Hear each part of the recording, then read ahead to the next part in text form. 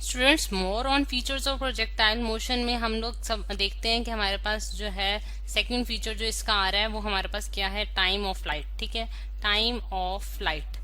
अब यानी कि टाइम ऑफ फ्लाइट का क्या मतलब है कि वो कितना टाइम लेता है कि अपनी जो उसने एक फ्लाइट कंप्लीट की है, यानी कि एक पॉइंट से दूसरे पॉइंट तक जो रीच किया है उसमें वो कितना टाइम जो है वो ले रहा है। अब उसी फिगर को मैं पेश करूंगी यहाँ की। ये जो हमने प्रोजेक्टाइल मोशन की एक एग्जांपल के तौर पे देखा था कि एक मैन ने जो है एक बॉल को हिट किया है और उसने जो है ये इस तरह का जो है वो पाथ बनाया है जिसे हम कहते हैं ये प्रोजेक्टाइल पाथ है, और ये ट्रेजेक्टरी शो कर रहा है बेसिकली प्रोजेक्टाइल मोशन की। अब जिस तरह से स्टूडेंट्स मैंने आपको पिछले लेक्चर में भी दिखाया था कि हमारे पास ये जो उसका जो पीक पॉइंट आया है हमारे पास प्रोजेक्टाइल मोशन का, वहां से ग्राउंड तक का जो हमारे पास जो डिस्टेंस होता है वो हमारे पास हाइट कहलाता है। अब यहाँ अगर हम देखें स्टूडेंट्स कि अगर मैं वर्टिकल में उसकी डिस्टेंस की बात कर रही हूँ, तो मैं अगर देखूंगी मैं ए पॉइंट, अगर मैं मेरे पास ये पॉइंट ए है, ये पॉइंट बी है और ये पॉइंट सी है। ठीक है, अगर मैं देखूं तो मैं ए से सी तक जो उसने टोटल डिस्टेंस ट्रेवल किया है, यानी कि टोटल डिस्टेंस की मैं जो बात कर रही हूँ मैं वर्टिकल डिस्टेंस की बात कर रही हूँ।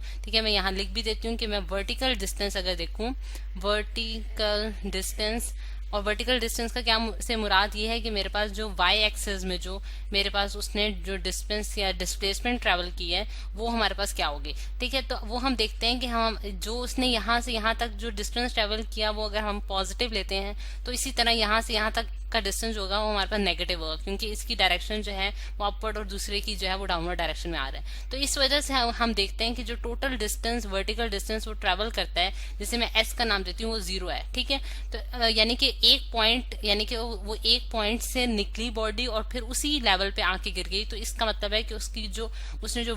टोटल वर्टिकल उसका डिस्टेंस है वो 0 है, लेकिन उसने कोई हाइट अटेन किया, लेकिन उसका जो डिस्टेंस ट्रेवल है, टोटल डिस्टेंस ट्रेवल है, वो हमारे पास क्या आ गया, 0 आ गया। तो अगर इस चीज को हम यूज करें स्टूडेंट्स, तो हम जो हमारे पास सेकंड इक्वेशन ऑफ मोशन है वो हमारे पास क्या है, S is equal to V I T plus half A T square. ठीक है, ये हमारे पास स्टूडेंट्स जो है वो सेकंड इक्वेशन ऑफ मोशन है। इसमें अगर मैं वर्टिकल डिस्टेंस जो पुट करती हूँ फिर कि मैं देखती हूँ कि वर्टिकल उसका जो लेवल है वो क्या है, वो 0 है, क्योंकि वो एक पॉइंट से स्टार्ट हुआ है और उसी पॉइंट पे जाके एंड हुआ है, तो उसने कोई वर्टिकल डिस्टेंस जो है उसके पास नहीं है, तो इस वजह से यहाँ s इज इक्वल टू 0 आ गया। और अगर मैं इनिशियल जो वेलोसिटी है जिसे हमने स्टूडेंट्स वी आई से डिनोट किया था, दोबारा से मैं यहाँ उसको शो करने जा रही हूँ कि मेरे पास वी आई जो है वो हमारे पास क्या है, इसकी मतलब कि इसकी इनिशियल वेलोसिटी है, और उसने जो एंगल जो हॉरिजॉन्टल के साथ बनाया वो हमारे पास थीटा है। ठीक, और इसके जो हम जब इसको कंपोनेंट्स में रिजॉल्व करते हैं तो यहाँ हमारे पास v I sine of theta आ जाता है, और इसी तरह यहाँ v i cos of theta है। तो अगर हम यहाँ इसकी जो वर्टिकल यानी कि इसकी जो वर्टिकल वेलोसिटी का कंपोनेंट है वो मैं अगर यहाँ पुट करती हूँ, तो मैं यहाँ देखती हूँ कि वी आई जो वाई एक्सिस में है वो हमारे पास किसके बराबर है, V I sine of theta है के बराबर आ जाता है, और टी वो टाइम है जो कि बॉडी ने लिया है टोटल मतलब कि ए से सी तक पहुंचने में, plus half A T square, ये total time of the flight है बेसिकली हमारे पास, जिसे हमने टी से डिनोट किया। तो इस इक्वेशन को जब मैं सॉल्व करती हूँ स्टूडेंट्स, तो मेरे पास क्या आंसर आता है कि मेरे पास v I sine of theta t is equals to half A T square. अब अगर हम ए देखें जो कि हमारे पास एसेलरेशन है, तो एसेलरेशन जो है जिस तरह से हमने पिछले में भी देखा था, ए इज इक्वल टू माइनस जी होगा, क्योंकि वो अपवर्ड डायरेक्शन में जा रही है और ग्रेविटी जो है वो डाउनवर्ड डायरेक्शन में, तो ए जो है वो माइनस जी के बराबर आ जाएगा। वो वाली वैल्यू मैं यहाँ पुट कर देती हूँ, तो मेरे पास क्या आ जाता है, minus half into minus G T square. ठीक, अब यहाँ माइनस माइनस जब माइनस माइनस से मल्टीप्लाई होगा तो हमारे पास पॉजिटिव बना देगा, और यहाँ टी जो है वो हमारे पास क्या हो जाएगा, टी स्क्वायर से कैंसिल हो जाएगा, तो मेरे पास यहाँ बच जाएगा हाफ जी टी। ठीक है, और इस चीज का जब मैं फाइनल रिजल्ट देखती हूँ तो मैं यहाँ इसको लिख देती हूँ कि मेरे पास टी जो आता है वो हमारे पास क्या आ जाता है, टी हमारे पास स्टूडेंट्स आ रहा है 2vi sine of theta whole divided by g. तो ये हमारे पास इसकी टाइम ऑफ फ्लाइट आ गई। अब अगर हम देखें कि मैक्सिमम टाइम यानी कि वो टाइम जो कि बॉडी ले रही है कि एक टाइम कंप्लीट करने के लिए, तो मैक्सिमम टाइम वो कब लेगी, जब हमारे पास थीटा यानी कि जिस एंगल पे आपने इनिशियल वेलोसिटी को आप मतलब कि भेज रहे हैं, आप प्रोजेक्टाइल को भेज रहे हैं, अगर हमारे पास थीटा 90 डिग्री के बराबर होगा तो साइन ऑफ 90 जो है वो हमारे पास 1 आ जाएगा और हमारे पास मैक्सिमम टाइम जो है और फ्लाइट जो है वो हम अटेन कर सकते हैं। ठीक है, ये हमारे पास एक हो गया इसका फीचर। अब दूसरा फीचर जो है स्टूडेंट्स हमारे पास इसका जो आ रहा है वो हम देखते हैं कि हमारे पास इसका थर्ड फीचर जो आ रहा है वो हमारे पास है स्टूडेंट्स रेंज ऑफ प्रोजेक्टाइल। ठीक है, रेंज ऑफ प्रोजेक्टाइल की बात करते हैं। रेंज ऑफ प्रोजेक्टाइल जो है वो हमारे पास क्या है स्टूडेंट्स कि हमारे पास कितना हॉरिजॉन्टल डिस्टेंस जो प्रोजेक्टाइल ट्रेवल करती है वो हमारे पास क्या कहलाती है, रेंज ऑफ प्रोजेक्टाइल। अगेन वही वाली फिगर मैंने यहाँ पेस्ट कर दी है स्टूडेंट्स कि अगर आप देखें कि हमारे पास यहाँ जो है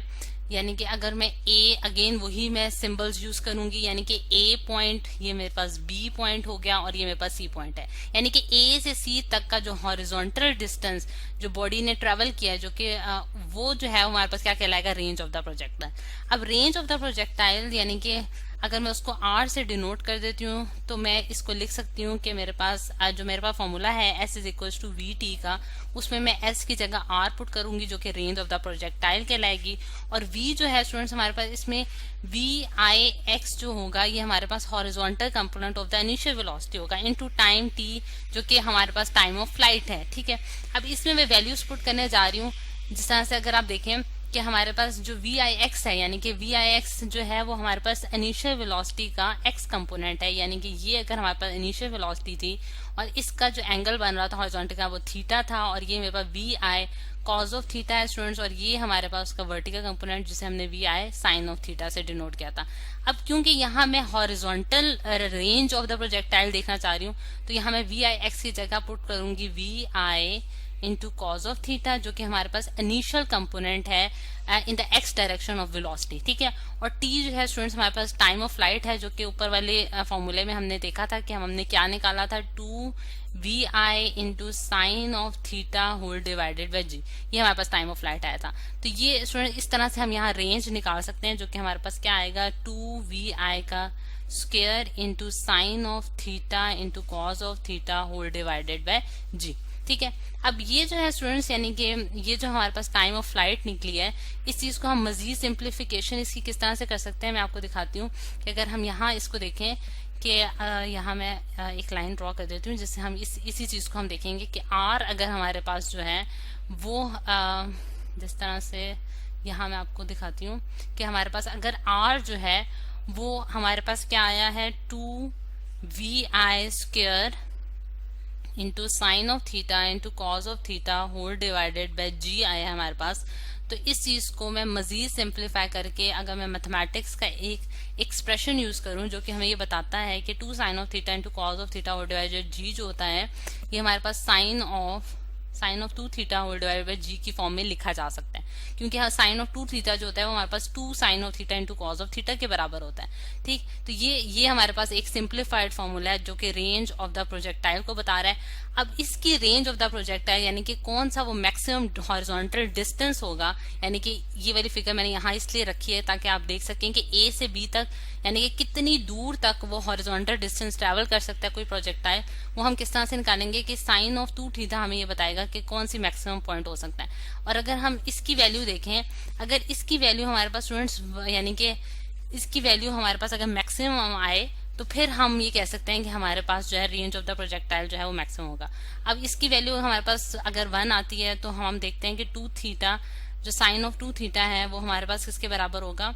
2 थीटा हमारे पास 90 डिग्री के बराबर होगा और थीटा जो है वो हमारे पास 45 डिग्री के बराबर आ रहा है। Theta is equal to 45 degree जब हम पुट करते हैं स्टूडेंट्स तो साइन ऑफ 2 थीटा की वैल्यू हमारे पास 1 आ जाएगी और फिर हमारे पास रेंज जो है यानी कि आर की जो वैल्यू आती है, आर की वैल्यू हमारे पास क्या आ जाएगी, वी आई का square whole divided by g. ठीक है, और इसकी जो टोटल डिपेंडेंस आ रही है वो हमारे पास किस पे आ रही है, यानी कि आर डिपेंड कर रहा है वी आई पे, आप कितनी इनिशियल वेलोसिटी उसको दे रहे हैं। ठीक है, और दूसरा वो डिपेंड कर रहा है थीटा पे, यानी कि थीटा एंगल आप कितना प्रोवाइड कर रहे हैं जिसकी वजह से जो है आप मैक्सिमम रेंज जो है ऑफ द प्रोजेक्टाइल वो अटेन कर सकते हैं।